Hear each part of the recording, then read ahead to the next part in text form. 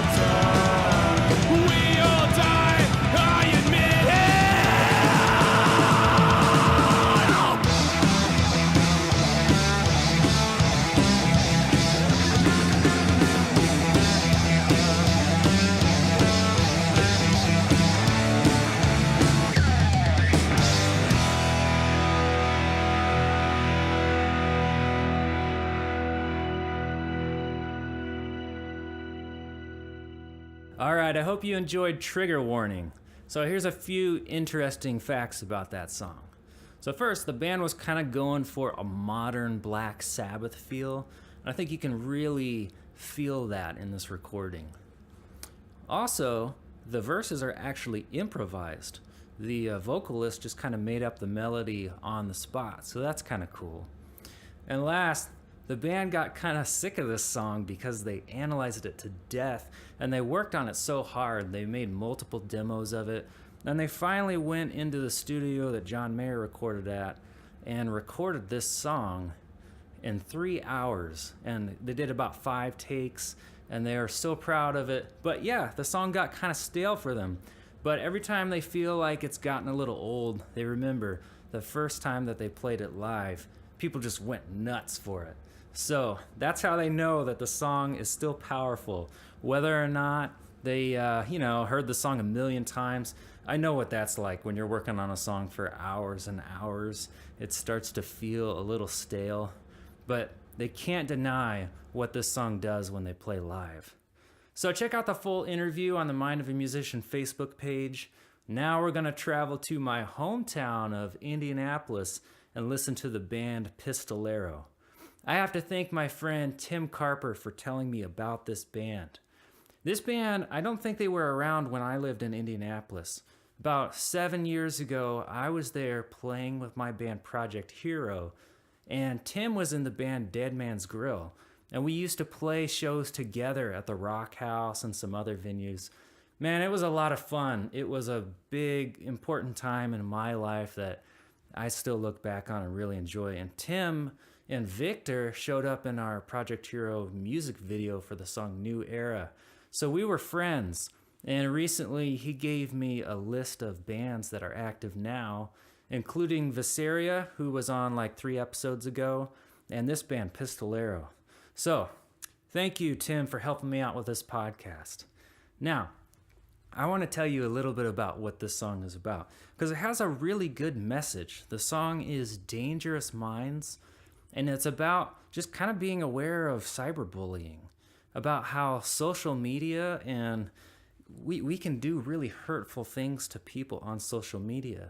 So it's kind of speaking to parents and teachers and leaders about how we can help future generations understand how to use social media responsibly so that we don't create a dangerous mind or push someone too far so that they end up going and, pulling a Columbine attack or shooting up a school. Let me just read you what Robin told me about this song. He's the vocalist, and he says, "So many of us were bullied or tortured throughout our younger years.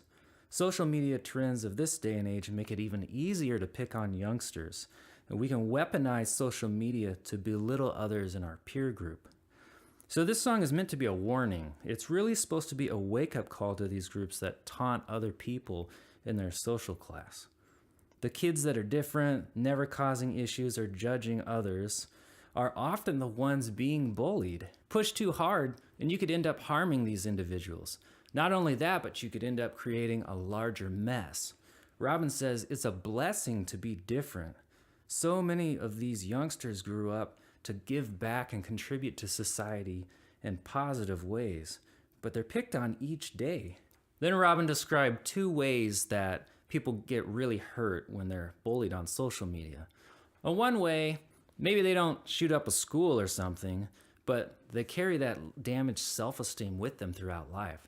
And the other way, maybe a more fragile mind, maybe they just get pushed so hard, they're under so much stress that they just snap and they end up doing something terrible and lashing out at society.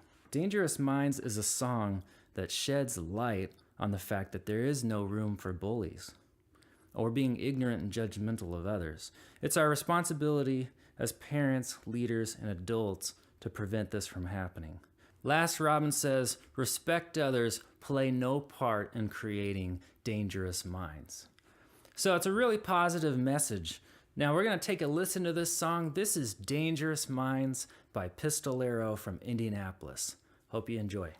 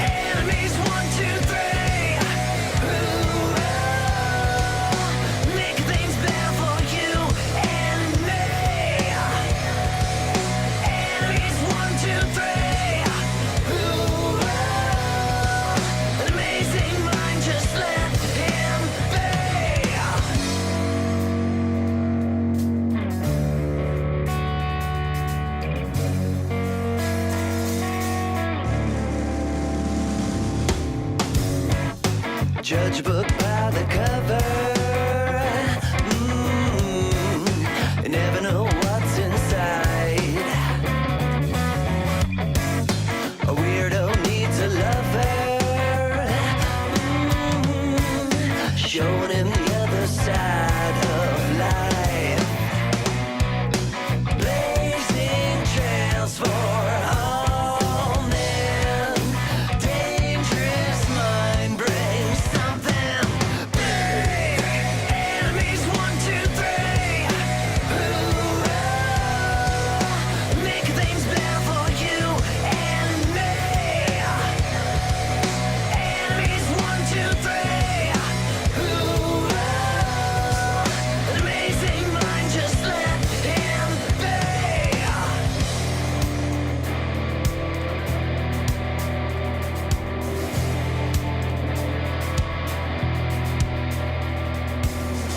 His kind, if pushed beyond that line, he will explode.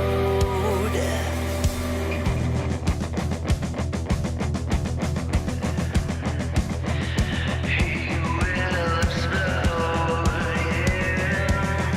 He will explode, he will explode.